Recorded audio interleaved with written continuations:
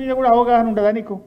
ఆ జిల్లాలో పుట్టినవు, ఆ నది పరివాహక ప్రాంతంలో పుట్టి పెరిగినవు, ఆడ నుంచి ఎమ్మెల్యే అయినవు, ఆ నదిలో వాటా ఎంత, ఆ నదిలో మన హక్కు ఎంతో కూడా సోయలేదా నీకు? ముఖ్యమంత్రి విడిచిపెట్టు, ఆ జిల్లాలో జడ్పీటీసీగానో ఎమ్మెల్యేగానో చేసినావు కదా, మినిమం నాలెడ్జ్ ఉండాలి, మినిమం సెన్స్ ఉండాలి.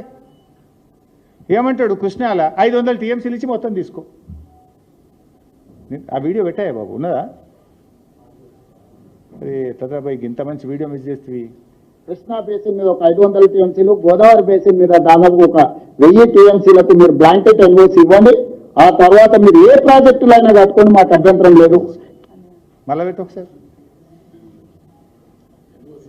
కృష్ణా బేసిన్ మీద ఒక 500 టీఎంసీలు, గోదావరి బేసిన్ మీద దాదాపు ఒక 1000 టీఎంసీలకు మీరు బ్లాంకెట్ ఎన్ఓసి ఇవ్వండి.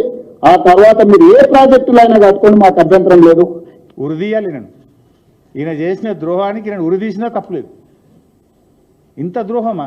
ఒక ముఖ్యమంత్రిగా ఉండి ఇంత బాధ్యత రహితంగా మాట్లాడొచ్చునా? ఉరిదీసినా తప్పులేదు. ఇది ఎందుకంటే కొన్ని లక్షల వేల కోట్ల ప్రజల జీవితాలతో ఆడుకుంటున్నావు నువ్వు ఇవాళ మిస్టర్ రేవంత్ రెడ్డి.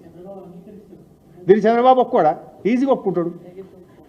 కేసీఆర్ ఏమో నాకు ఇప్పుడు ఉన్న 968 కాక ఇంకా 1950 కావాలని కేసీఆర్ కొట్లాడిండి అన్నాడు. ఈయననేమో 1000 చాలంటాడు. ఇక కృష్ణాకి వస్తా, కృష్ణలో 500 చాలన్నాడా? 500 ఇస్తే నువ్వు ఏమైనా చేసుకో అంటుడు. కృష్ణాలో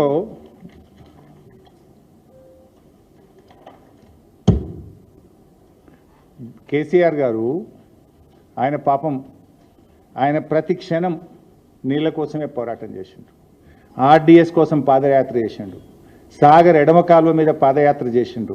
ఆయన పోరాటం వల్లనే ఆ రోజు సాగర్ ఎడమ కాలువ మీద లిఫ్ట్లు ప్రభుత్వం మెయింటైన్ చేయాలి. అంతకుముందేమో కుడి కాలువ లిఫ్ట్లన్నీ గవర్నమెంట్ మెయింటైన్ చేస్తుండే, ఎడమ కాలువ లిఫ్ట్లన్నీ రైతులు చేయాల్సిన పరిస్థితి ఉండే. కేసీఆర్ పాదయాత్ర తర్వాత అప్పటి సమైక్య ఆంధ్రప్రదేశ్ ప్రభుత్వం దిగొచ్చి ఎడమ కాలువ లిఫ్ట్లు కూడా కుడి కాలువ వల్ల ప్రభుత్వమే మెయింటైన్ చేయిస్తుంది అని పోరాడి సాధించిన వ్యక్తి కేసీఆర్.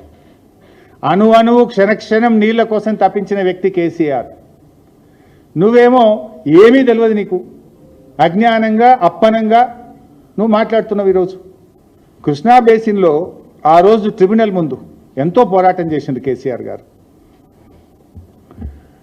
మన రాష్ట్రం ఏర్పడ్డ తొలినాళ్లలోనే బ్రిజేష్ కుమార్ ట్రిబ్యునల్ ముందు మన రాష్ట్రానికి 750 టీఎంసీల నీళ్లు రావాలి అని బ్రిజేష్ కుమార్ ట్రిబ్యునల్ ముందు మన రాష్ట్ర తరఫున వాదించినాం మనం. తర్వాత సెక్షన్ 3 కోసం పోరాడిండు కేసీఆర్. కృష్ణాలో మనకు తాత్కాలిక ఒప్పందం ప్రకారంగా 299 ఉన్నాయి. ఎందుకు 299 వచ్చింది? అది కాంగ్రెస్ దరిద్రం వల్లనే. ఉమ్మడి రాష్ట్రంలో ఈ కాంగ్రెస్ వాళ్ళు తెలంగాణ ప్రాంతంలో ప్రాజెక్టులకు కేటాయింపులు చేయకపోవడం వల్ల, ప్రాజెక్టులు కట్టకపోవడం వల్ల ఆ రోజుకు అవసరమైన నీళ్లు 299 కనుక మీకు గింతే ఉన్నది, ఇప్పుడు మందమైతే ఇది తీసుకోండి పర్మనెంట్ అవార్డు వచ్చేదాకా నిర్ణయం జరిగింది. ఆ పాపం కాంగ్రెస్దే. సరే, ఆ దానిలో పూర్తి వాటా రావాలని ఫస్ట్ రాష్ట్రం ఏర్పడ్డ నెల రోజులకే ఉమాభారతి దగ్గర సెక్షన్ 3 కింద కంప్లైంట్ చేసినాం. తర్వాత గడ్కరీ గారి దగ్గరికి వెళ్ళారు, తర్వాత ప్రధానమంత్రి గారి దగ్గరికి వెళ్ళారు, వినకపోతే సుప్రీంకోర్టుకు వెళ్ళారు. సుప్రీంకోర్టులో వేసినప్పుడు షెకావత్ గారు అప్పటి జలవనరుల మంత్రి మీరు విత్డ్రా చేసుకోండి సెక్షన్ 3 కింద ఆర్డర్ ఇస్తాము అంటే సుప్రీంకోర్టులో విత్డ్రా చేసి సెక్షన్ 3ని కేసీఆర్ గారు సాధించారు.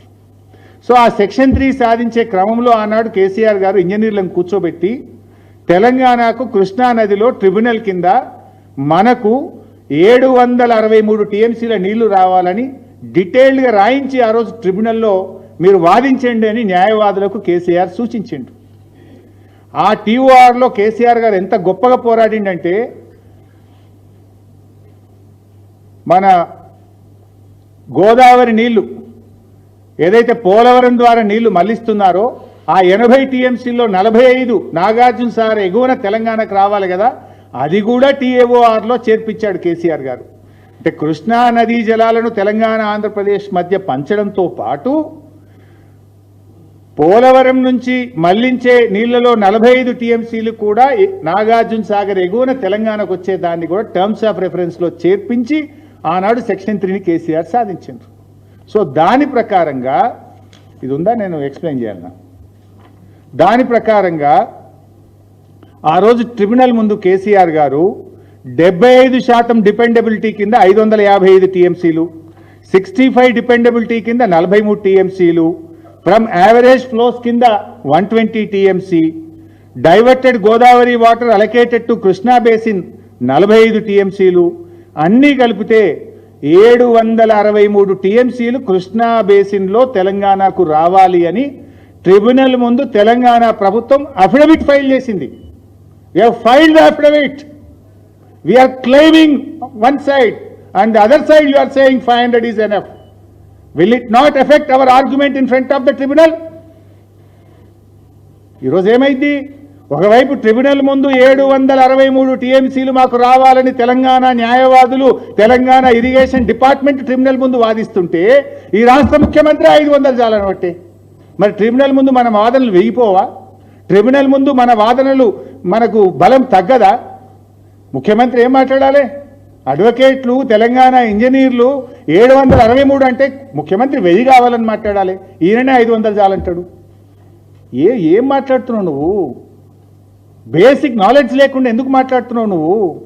This is the statement. This is already there in front of Brijesh Kumar tribunal. This is not my document. This is the document submitted by Telangana Irrigation Department in front of the Brijesh Kumar Tribunal. This is the official document. బయట పెట్టి దమ్ముంటే ఏం మాట్లాడుతున్నావు నువ్వు? గోదావరిలో 1000 చాలంటావు, కృష్ణాలో 500 చాలంటావు. నీ అయ్యా సొమ్మ? నువ్వెవరు? నువ్వు ఈ రాష్ట్రానికి కాపలదారుడి. ఈ రాష్ట్ర ప్రయోజనాలు కాపాడాలి కానీ రాష్ట్ర హక్కులను చంద్రబాబుకు రాసిస్తా, ఆంధ్రప్రదేశ్కి రాసిస్తా అంటే ఈ రాష్ట్ర ప్రజలు ఊరుకోరు.